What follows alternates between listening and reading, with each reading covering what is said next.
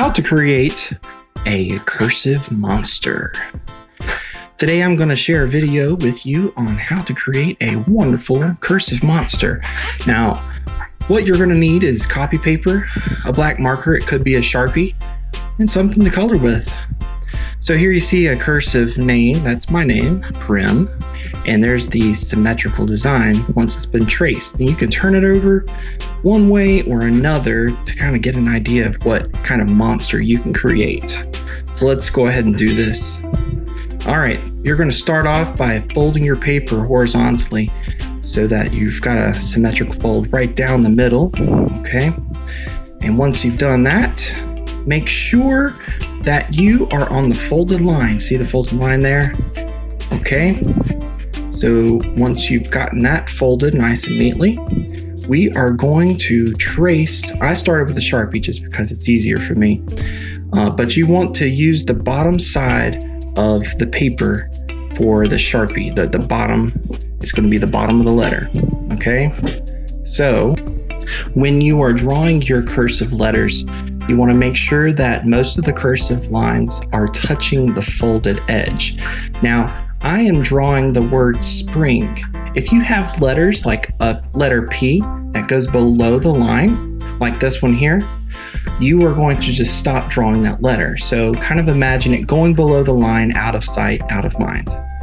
This is a cursive letter R, a little fancy, a letter I, a letter N, and finally a fancy letter G minus the tail for the G. So we're going to swoop around, make the letter G, and I'm going to just pretend like I'm going around and come back up for the little tail. Okay, so I've got spring written in cursive letters. Now you could also do this in boxy letters too. That's also really fun. It creates a whole different looking monster. All right, so my Sharpie's not doing so great, so I have to go back over it with another Sharpie line to make it a bit brighter. The goal here is to trace it so that you can see it through the other side of the paper. All right, so if I flip it over, you can kind of skip a step. If you've done it bold enough, you can actually lay it up on your window and you'll be able to see it through the window and trace to the other side. So I don't have a window handy, not easily at least. So here's how you could hold it up. You see how you can see through there? You can tape that up. But what I'm going to do is I'm going to flip it over to the back side and trace over this. So I'm just skipping ahead a bit so it doesn't take forever. This way, when I trace the other side, I'll be able to see the Sharpie line a lot easier. Okay? Okay, so now we are going to create the symmetrical look for spring. So we're on the other side of our paper, the other side of the fold, and I'm tracing what I see for a third time. All right, so I'm doing it the long way, but if you have a window handy and some tape, you can go ahead and trace that and you can kind of skip one of the steps. All right, so fast forwarding a little bit through this. All right, and when I open it up, we get to see what spring looks like if it was symmetrical. All right, we have reflection. Okay. All right, so now's the time I decide what the monster is going to look like. So I've kind of decided that this side, well, maybe this side. Actually, I think I just got an idea. If I turn it, yeah, the top two ovals look like nice eyes. So that's what I'm going to go for. So now's the point where you can just be as creative as you want. I'm going to create this little spring monster and I don't know. I'll think about what I want him to do, but you're welcome to sit along and watch as I draw. You can draw with me if you want. Remember to pause the video if you need to, so that you can kind of catch up with me. You can always pause the video, and or you can skip ahead a little bit to see what the finished monster looks like. But I hope that you sit here and enjoy some creative time. Let's make a cursive monster.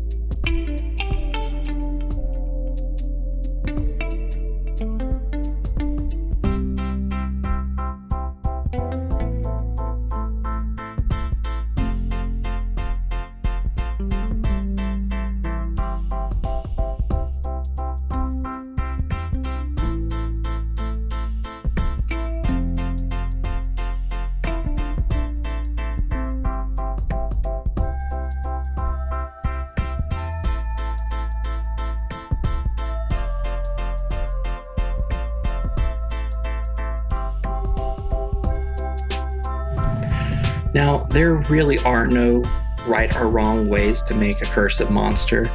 Um, you are always welcome to add extra lines. So you see what I'm doing is I'm just drawing in teeth, and I'm drawing in tongues, and I've got this little headpiece going on. So if you need to add extra parts, feel free to do that. It kind of creates this new kind of creative look to them. Give them some eyebrows, give them some arms and hands. The spring, cursive, or whatever word you decide to draw, it can be embellished with other lines. So draw the outside of the head if you need to. Don't feel like you're locked in to one certain thing. It's just so much fun to be creative, and I like this project because you can start with the basics, and the word is pretty simple to see, right? And then what happens is, as you draw more and more, the word kind of gets hidden away, and it becomes like a hidden message. And I really like that kind of idea when it comes to art. So feel free to do that kind of thing.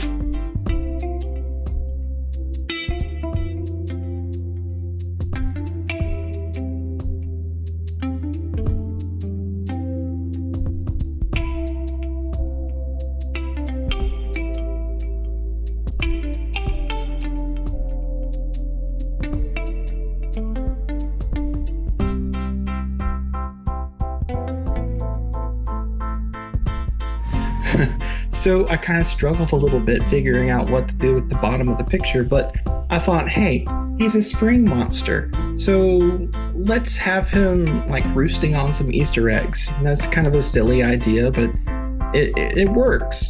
So he's got I think 3 eggs down here, and he's gonna just kind of sit on those, and hopefully we'll have a happy Easter with some eggs.